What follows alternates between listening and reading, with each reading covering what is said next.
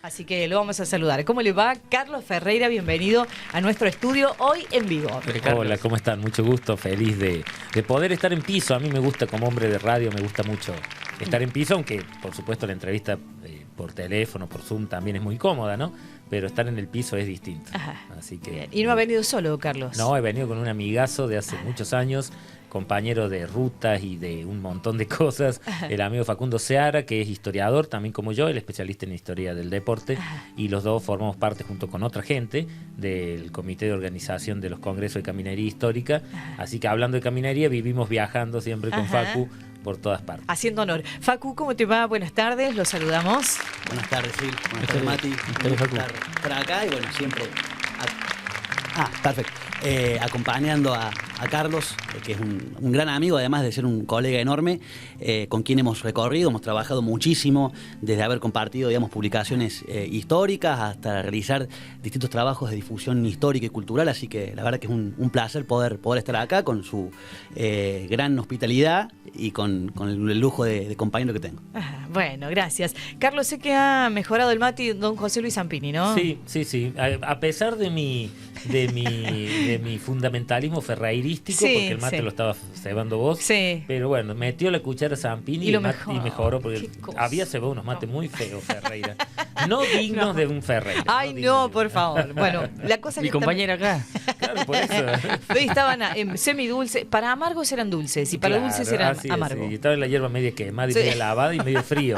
Y la bombilla tapada. La bombilla tapada le tenía todo. O sea, tenía todo lo que no se debe hacer. Sí, Ay, qué mal. Bueno, desaprobado. Bueno, chicos, ¿qué los ha traído por acá hablando de caminería? El camino los trajo por aquí, por nuestro estudio de radio. ¿Por dónde empezamos la charla? Bueno, de manera particular, estamos ahora en un rato por salir a Colazo. Vamos a estar presentando junto con Carlos un trabajo de investigación histórica que realizamos a lo largo de este primer semestre del año, en donde, bueno, Carlos en Buenos Aires, yo en lo personal en Córdoba, nos dedicamos a recuperar documentación histórica vinculada con la localidad y con la región, y bueno, hoy vamos a estar haciendo la presentación pública de esos documentos, que va a ser entregada a todas las instituciones educativas de la localidad y de la región. Este trabajo lo estamos haciendo con Carlos y bueno, lo vamos a también estar compartiendo dentro de poco en Villa Fontana y en la región. Y además de eso, bueno, junto con Carlos, la voluntad principal era la de hacer público un convite, que es justamente invitarlos a participar, a los interesados, a los historiadores locales, a los historiadores aficionados, a las personas interesadas en la historia, a participar en lo que va a ser el 10º Congreso de Caminería Histórica, que se va a realizar en noviembre en la ciudad de Rollito. Así que bueno, estamos ya calentando los motores y bueno, de cara a ese nuevo congreso, movilizando y tratando de mover el avispero y bueno, de invitar y de hacer extensiva esta invitación, ¿no? O sea que hoy la gente de Colazo tiene la posibilidad de disfrutar, de abrirse a una información súper valiosa para esa localidad y toda la región.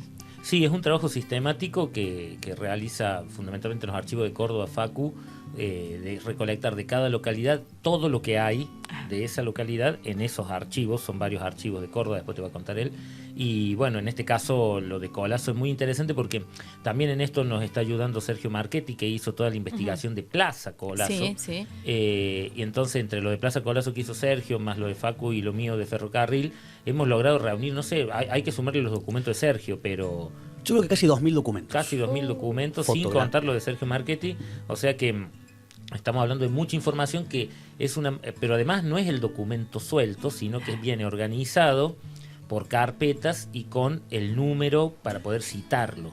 Entonces cualquier habitante local que quiere escribir un libro, lo que quiera, va a poder citarlo al documento y decir, esto dice en el archivo de catastro, tomo 6, página 25, es decir... bueno, es un lindo trabajo y bueno, y vos lo has hecho, Facu, en varios pueblos de...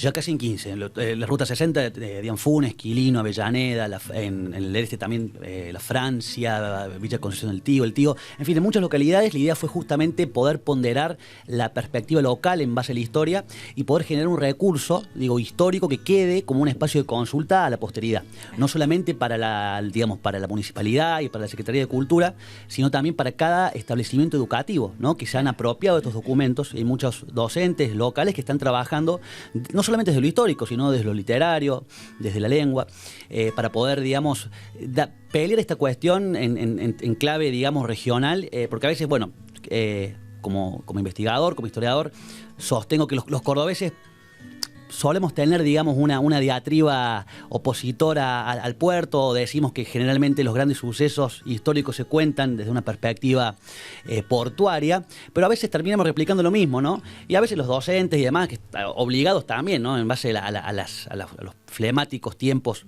que nos deja la profesión y demás, al momento de planificar y demás, perdemos a veces perspectiva eso. Entonces la idea de armar estos archivos fue, además de lo estrictamente histórico, fue poder generar nuevos recursos para los municipios y para las escuelas para que puedan trabajar en base a pensar las historias locales y regionales, ¿no? Bien. Perdón, Mati. Sí, consultarles cómo van iniciando esta investigación, porque son 2.000 documentos en el caso de Colazo. ¿En cuánta periodicidad de tiempo? Pero eso preguntarle a Facu. A mí lo de Buenos Aires es como que yo fui varios años a Buenos Aires, los archivos ferroviarios, que son menos que los que estudió Facu, con muchísimos volúmenes y no bien organizados, pero mucho, y eran 3 básicamente, 2 de ferrocarril y la Biblioteca Nacional, y con eso conseguí de casi todos los pueblos del noreste de Córdoba. Y diríamos que eso fue un trabajo de más o menos 3 años. Pero Facu lo va haciendo sistemáticamente a medida que los pueblos y municipios lo convocan, ¿no? Sí, es un trabajo sistemático. Se contempla trabajar en todos los archivos de la ciudad de Córdoba, sea archivo histórico de la provincia, que hoy en día tiene gran parte de la documentación histórica actual, archivo de la legislatura, archivo del arzobispado, archivo de gobierno, las bibliotecas de la Universidad Nacional de Córdoba, la Biblioteca Mayor y la Facultad de Filosofía y Humanidades.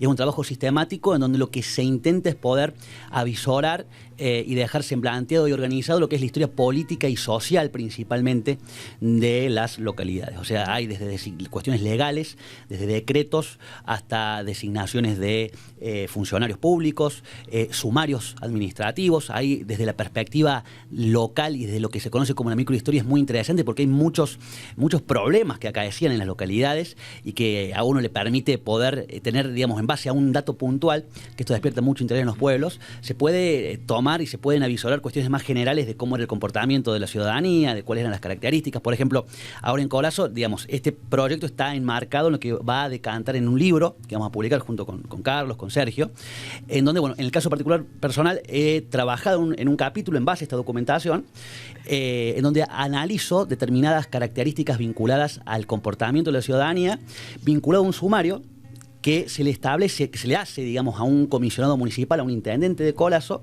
el cual queda cesante de sus funciones, esto es en el año 1943, por no haber celebrado el 9 de julio. Esa situación... Corrieron un intendente por no celebrar el 9 de julio. Exactamente. Y ese mismo intendente, Rafael Amuchastegui, en el año 31...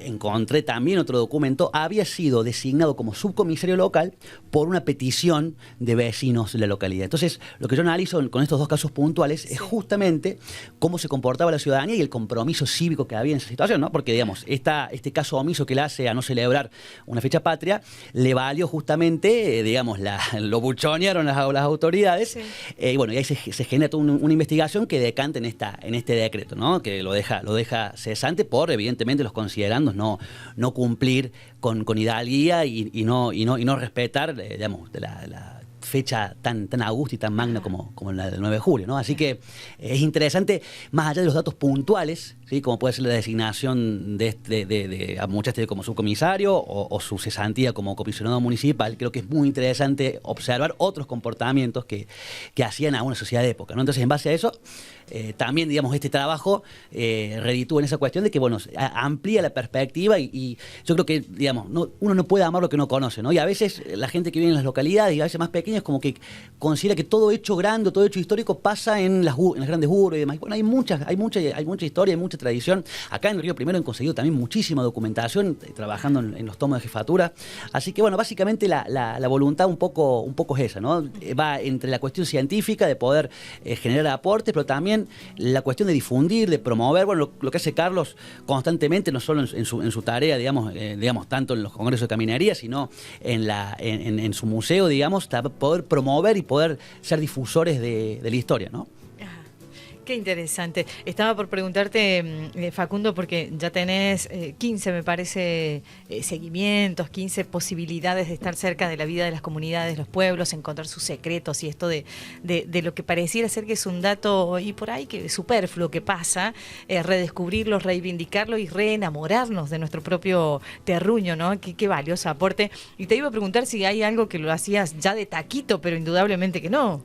La verdad que fue todo un trabajo que cuando inició, es como que a esta altura del partido, después de tantos años, con Carlos el primero que hicimos fue, ¿te acuerdas? Inquilino, Carlos. Inquilino. Que tratamos de promover ahí la realización del Museo de la Sal y el Cabrito, cosa que después quedó trunca por cuestiones de dinámicas locales, pero que evidentemente a lo largo del tiempo uno fue sistematizando, ya la gente los archivos a uno lo conoce, decir, este ya viene a molestar todos los días, pero que evidentemente uno ya conoce más o menos el paño y creo que también es un aporte, digo, más allá de lo histórico, es un aporte que a uno le da mucha satisfacción personal. Esto te podrás dar cuenta, Sil, que esto uno no lo hace por una cuestión económica. Acá si uno lo analiza, la lógica costo-beneficio, tranquilamente, digamos, iría a pique.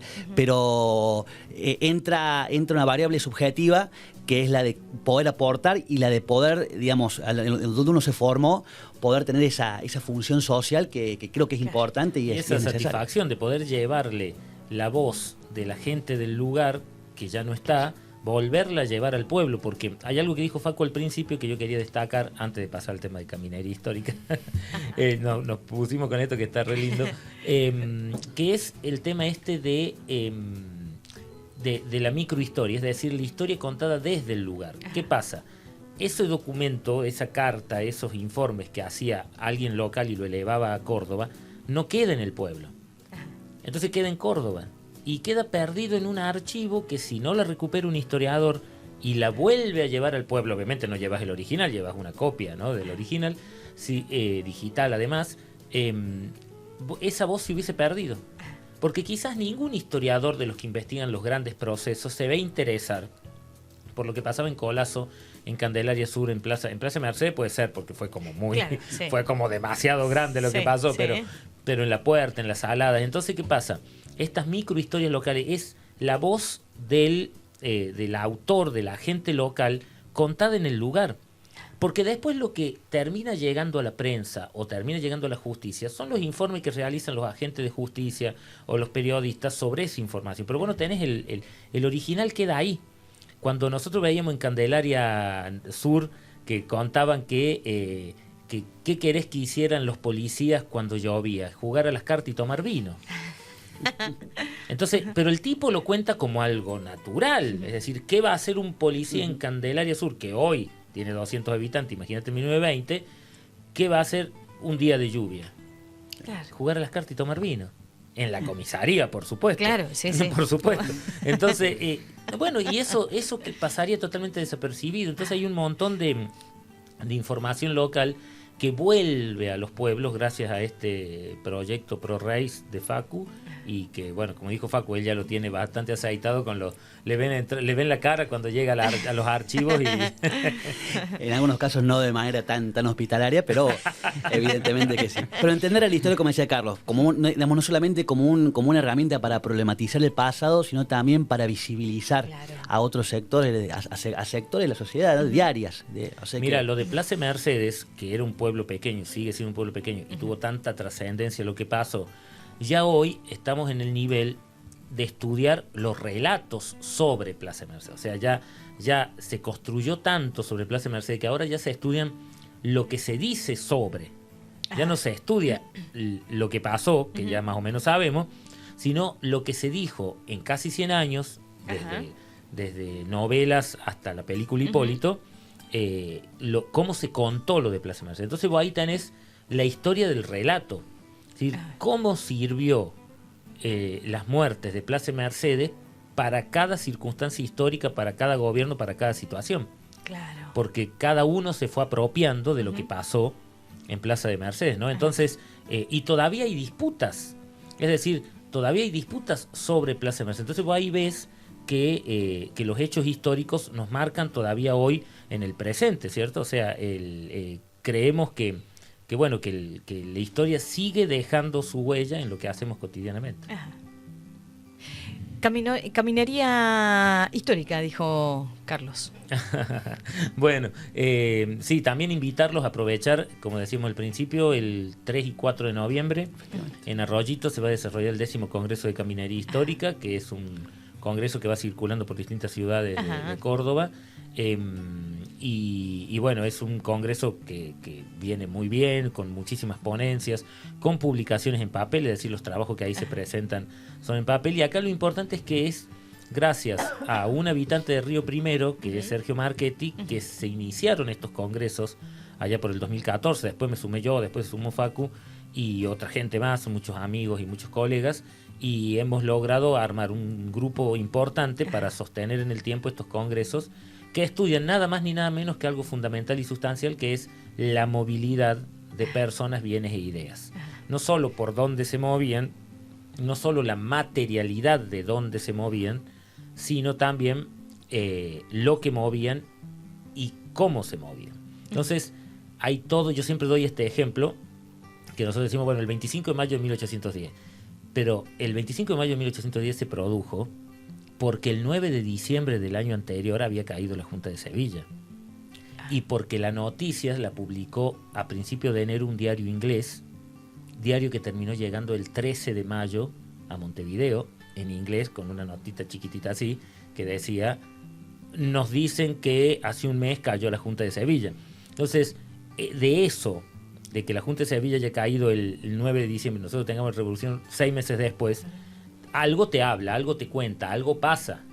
Bueno, cómo se movían las noticias, cómo se movía la gente, cómo se movía la información, cómo llegaban los datos sueltos, cómo se iba a la inmediatez actual de que estás filmando en el momento mismo en que ocurren las cosas. Bueno, todo eso es la caminería histórica, porque estudia los modos, vías y formas de comunicación de los seres humanos a través del tiempo. Además, somos la única especie que construye cosas para moverse y sobre qué moverse. Entonces, las otras especies migran y se mueven, pero nosotros construimos cosas. Entonces, es muy interesante analizar la historia de los caminos, la historia de las vías férreas, la historia de las comunicaciones, la historia de las empresas de colectivo, de aviones, etcétera. Y en el caso de Rollito, este congreso tiene una consigna que es por los caminos de la producción y de la industria y la producción. Claro. Así que bueno, va a estar muy lindo. Bueno, ¿le parece si hacemos una pausita, Mati? ¿Te parece? Número en redondo. Estábamos hablando de la caminería y lo decíamos en la charla, en la pausa en realidad, que seguíamos compartiendo charla aquí con los muchachos. Por esto de los regionalismos, Carlos ha mencionado a Sergio Marchetti y para nosotros aquí en el pueblo es Sergio Marchetti. Entonces, claro, como que uno se desconcierta. No voy a tirar por la borda tantos años de estudiar italiano para pronunciar mal los apellidos. Claro. Algo fundamental. Sí, lo que pasa es que nosotros lo llevamos aquí al regionalismo, a lo habitual, digamos, que no quiere decir que sea lo correcto, pero nos imaginamos otra persona. Sí, ¿no? sí. Más vinculado en las últimas promociones de medios grandes de Córdoba Capital, con esto que vincula al aniversario de Córdoba, el regionalismo, las R. Claro. Sí, hay varios estudios sobre el tema del habla cordobesa. Algunos, en la década del 80, Beatriz Vixio postulaba que podía ser una herencia indígena, lo cual es muy probable que sea parte de la lengua de los aborígenes en la zona, que como sabemos la política poblacional de los españoles era distinta a la de Inglaterra o a la de Holanda. Los españoles conquistan América y se vinculan, diríamos, afectivamente, si querés llamarlo, se vinculan reproductivamente con los habitantes originarios, cosa que no se da en las colonizaciones de otras potencias en América, en la Via Yala, como se le está diciendo también ahora, y eso va a generar que, por supuesto, en el habla se incorporen modismos y vocablos de los pueblos originarios en el habla. Pero después también surgieron varios estudios con respecto al habla andaluza. La mayoría de los conquistadores que vinieron eran andaluces, eran del sur de España y de Extremadura, que tienen una forma de hablar bastante parecida a la nuestra, por lo menos en la parte de comerse las consonantes finales, la S, la D, eso es muy andaluz.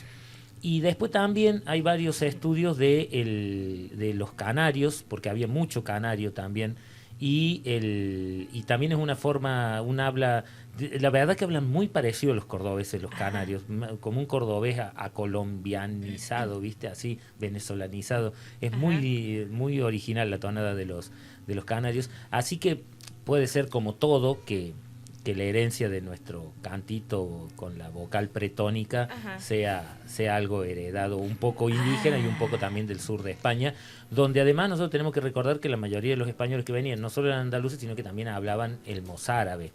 No todos hablaban castellano. Muchos de las tropas hablaban el mozárabe, y era muy gracioso porque había españoles que habían venido a América y hablaban mozárabe y quichua. Nunca aprendieron el castellano, porque llegaron de España al Perú, y en España hablaban el mozárabe, que es un árabe castellanizado, y después ya aprendieron el quechua en Cusco, ¿no? Así que es bastante interesante, porque hemos perdido un poco la perspectiva de lo que era la dinámica de las lenguas y de la forma de hablar en las primeras décadas de la colonia. Qué interesante, la verdad, cómo se pasa el tiempo increíblemente con estos diálogos pero tan productivos. Sí, sabemos más o menos de dónde viene nuestra tonada. Sí, sabemos. Nosotros pensábamos que era autóctona, pero no. No, sí, es que tiene seguramente, lo que dice Beatriz Vixio es que seguramente tiene un componente autóctono, claro. Una pero fusión. no del todo, no es para que nos adueñemos del todo. Pero no del todo, aparentemente, ¿no? Desgraciadamente los pueblos originarios de Córdoba se extinguieron muy rápidamente. Para 1630 ya casi no había indígenas puros, porque no solamente estuvieron los que murieron por las pestes, los que se escaparon, sino que también se dejaron de reproducir, pero también hubo mucha reproducción entre españoles y indígenas, y bueno, siempre la cultura nueva, la dominante, termina imponiéndose, pero diríamos que no... Que hay una mezcla de aquellos años que perdura hasta hoy, por supuesto, en estos 450 años de historia de Córdoba. Bien. Y momentos para la invitación final. Sí. Así nos comprometemos todos para esta 10ª edición de la Caminería Histórica. Bueno, invitarlos nuevamente, 3 y 4 de noviembre, 10º Congreso de Caminería Histórica. Creo que una de las cuestiones que quisiera recalcar en este convite es que justamente estos congresos, más allá de la especificidad, se han ido convirtiendo con el trajinar de los años. Yo creo en el principal congreso de historia de la provincia de Córdoba. Hay ponentes nacionales, ha habido ponentes internacionales, pero digo, más allá de esa situación, creo que una de las características que lo hace muy, muy rico es lo interdisciplinar. Es una palabra que suena bastante posmoderna. Con Carlos somos un poco más modernos en nuestra formación, pero creo que más allá de esa cuestión valorativa es interesante. ¿A qué voy con esto? Muchos ponentes a veces no han tenido una formación histórica académica, y eso no significa nada. Es decir, ha habido trabajos muy interesantes, muy buenos, acompañados por el comité. Entonces la idea principal, a veces cuando uno viene y transmite y hace estas invitaciones, suele quedar como algo reducido, algo muy, no quiero participar porque me da miedo. Bueno, justamente es... a invitarlos y hacerles ese convite, digamos que es una invitación amplia, que no solamente son historiadores los que participan, hay geógrafos, ha habido personas de otras ramas que han hecho aportes muy valiosos y muy interesantes, y que evidentemente año a año, la audiencia tanto de asistentes como de ponentes va creciendo, asque creo que es una cuestión virtuosa que va creciendo. Así que bueno, a la gente de la región, interesados, invitarlos, va a ser un gusto. Yo no estaré porque voy a estar en Europa, pero bueno, creo que va a estar más que bueno este nuevo congreso. Bien. Además, Carlos nos deja un link, biolink, como nos comentaba, donde lo vamos a compartir con todos ustedes, donde vamos a tener, ingresamos ahí, un formulario de inscripción, normas de presentación de artículos, tenemos la ubicación, hospedaje, organizadores, historia de los congresos anteriores, así que, y el índice de libros de Caminería Histórica. Sí, porque se publican las ponencias, al año siguiente se publican las ponencias del congreso anterior. Por ejemplo, ahora en Arroyito vamos a presentar el libro de Carlos Paz, del congreso anterior que fue en Carlos Paz. Entonces, y todavía los hacemos en papel, vamos a ver por cuántos congresos más lo seguiremos haciendo en papel, pero es un atractivo extra para que se animen a presentar, porque el artículo que presentan no queda nomás en el Congreso, sino que se publica en papel y se publica en PDF en la página del Ministerio de Cultura de la Nación. Así que más tentador que eso no puede haber. Qué bárbaro. Qué visita tan interesante en la previa de las vacaciones aquí de Carlos, que ya está a punto de tomarse su merecido descanso. Vacaciones atrasadas. Sí, atrasadas. Pero bueno, la familia lo merece. Así que teléfono apagado, habíamos dicho en algún diálogo por ahí. Y con Facu se han entendido de maravillas, les contamos a la audiencia aquí con Mati, porque tiene mucho que ver con el deporte de Córdoba. Sí, uno sin saber ya hemos leído un libro de Facu. Ajá, sí. Así lindo, que lo comprometemos a Facundo en alguna oportunidad, que ya de hecho la producción le puso fecha, todo. Sí, pero esto es así. Sí, diciendo y haciendo. Sí, diciendo y haciendo. Se agarraron cheques, ahí varios ceros alcancé a ver, no sé. Vi así yo de lejitos. Carlos, y bueno, ya como para redondear, porque estamos en el tiempo en que ustedes tienen que viajar, chicos. Colazo, se van a Colazo. Sí. Bueno, la agenda de los museos en vacaciones. Sí, bueno, siempre... invitar a la gente de Río Primero, que se llegan tanto a Jesús María, Colonia Carolla, y a Sinzacate, que estamos a una horita nada más, por autopista. Vamos a tener unas vacaciones de invierno con muchísimas actividades en la estancia. Empezamos mañana con los 100 años de Falú. Piensen que vamos a ser la única institución del Ministerio de Cultura de la Nación que conmemora el centenario de Falú el mismo día, porque mañana son los 100 años de Falú y nosotros somos la única institución que lo va a hacer y nos sentimos muy orgullosos de ello. Desde mañana 7 hasta el 30 de julio, de mañana 7 hasta el 30 de julio, actividades prácticamente todos los días para toda la familia, para niños.